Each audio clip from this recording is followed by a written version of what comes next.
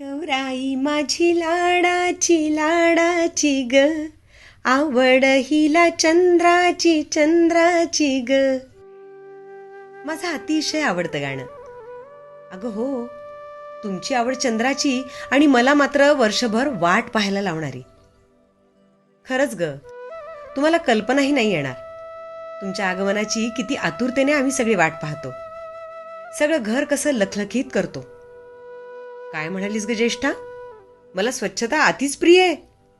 हो ग, काय करू आता तुम्हीच सांगा.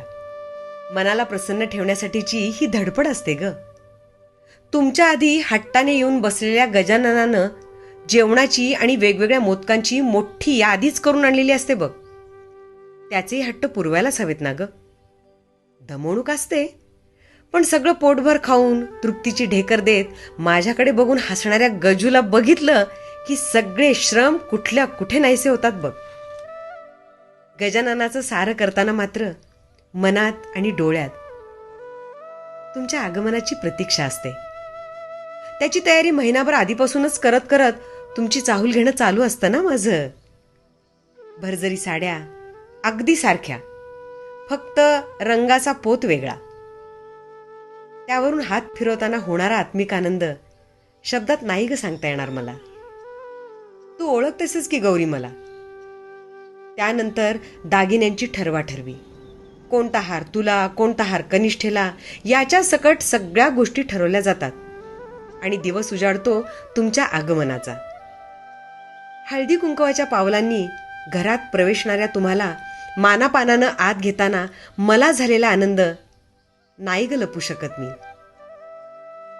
माहेरी आल्यानंतर तुम्हाला काही त्रास नको म्हणून सगळं कसं नीटनेटकं सजवून ठेवलेलं असतं. सगळं घर फिरून डोळे भरून बघताना तुमच्या चेहऱ्यावरचे भाव टिपणं म्हणजे स्वर्ग सुखच. नवीन आणलेल्या गोष्टी तुमच्या नजरेतून सुटणार तर नाहीत ना, असं उगाच वाटत राहतं ग. पण तसं होत नाही. प्रत्येक गोष्टीची दखल घेतली जाते, तुम्हा दोघींकडूनही. आईनं आणलेल्या साड्या, त्याचा पोत, रंग सगळं आवडलं ना ग. अगं तसं नाही, तुमच्या चेहऱ्यावरचा आनंद अनमोल असतो ग. ही कनिष्ठा ना सतत माझ्या खोड्या काढण्यात पटाईत बघ. खास तुम्हा दोघींसाठी आणलेल्या साड्या नेसवताना आईला मनापासून मदत करणारी तू आणि 3-3दा साडी नेसवायला लावणारी ही कनिष्ठा. काय बोलायचं बाई. पण खरं सांगते गौरी, एकदा का या कनिष्ठेला साडी नेसवली ना की असं काही रुपडं खोलून येतं ना हिचं, माझीच नजर ठरत नाही ग. तुमचा साजशृंगार झाला की तुम्हाला खाऊ घालण्याचे वेध लागतात बघ. एवढा लांबचा प्रवास करून आलेल्या तुम्ही पोटात आधी काहीतरी घालायला हवं ना ग. आणि काय ग गौरी, गजाननाची सरबराई करणाऱ्या आईला थोडा आराम मिळावा म्हणून भाजी भाकरी खाता का ग नुसती? काय बाई बोलायचं तुम्हा पोरींना.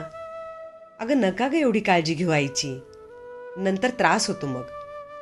तुमचं रुपडं न्याहाळताना भरलेलं मन घेऊन झोपतानाच मग मीही ठरवते, उद्या काही ऐकायचं नाही तुमचं. चांगला पूर्णावरणाचा स्वयंपाक करायचा, पोटभर तुम्हाला खायला घालायचं. आणि हो, तुम्ही जाताना सोबत द्यायला फराळाचा घाट घातला होता ना, तोही चाखायला लावायचा. अगं असं काय करताय दोघी, सगळ्याची चव कशी झाली ते सांगा ना. कान आतुरलेत ग सगळं ऐकायला. संध्याकाळी सगळी मंडळी येतील तुम्हाला भेटायला. कनिष्ठे, काही खोड्या काढायच्या नाहीत आणि त्या बाळकृष्णालाही छळायचं नाही, सांगून ठेवते. सगळ्यांना तोंड भरून आशीर्वाद द्यायचा. अगं हो, मी अवतीभोवतीच असणार आहे. सगळ्यांनी तुमचं तोंड भरून केलेलं कौतुक ऐकायला. तुमचं कौतुक म्हणजे माझंच कौतुक ना ग. हा कौतुक सोहळा किती वाजेपर्यंत चालेल याची काहीच खात्री देता येत नाही बघ. सारखी तुम्ही दमला तर नाही ना याची काळजी वाटत राहते ग. संध्याकाळी सुरू झालेला मंडळींचा राबता उशिरापर्यंत चालतो आणि जेव्हा सगळं घर रिकामं होतं तेव्हा तुम्हा दोघी पोरींचा चेहरा सगळ्यांच्या कौतुकानं तेजाळलेला असतो. नको बाई, नजरच काढते दोघींची. हसताय काय माझ्याकडे बघून? तुम्हाला नाही कळणार आईचं मन. नजर काढल्यावर बघा, तुम्हालाही किती छान वाटेल.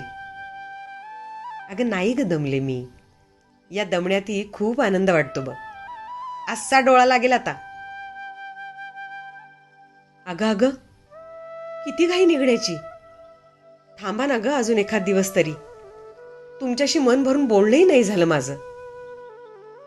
मन पार हळवं झालंय आता बघा. कनिष्ठे, तूही असा चेहरा उतरून माझ्याकडे बघू नकोस बाई. तू मला अवखळत जास्त आवडतेस. मनात दाटलेली ही हुरहुर काहूर कसं ग कळतं पोरीनं तुम्हाला? अशा अवस्थेत मला जमणार नाही, दगदग नको म्हणून फक्त दहीभात खाऊन निघालात. नका ग असं करू. या 3 दिवसातल्या आठवणींचा ठेवा मी वर्षभर जतन करेन ग. फक्त एकदा मला तुम्हाला कुशीत घेऊ देत ग. एकदाच कुशीत घेऊ देत. तुम्हाला असं पाठवताना मन अगदी भरून आले बघा. सांभाळून जा पोरींनो. किती पुसायचे ग बाई डोळे. काय म्हणालात?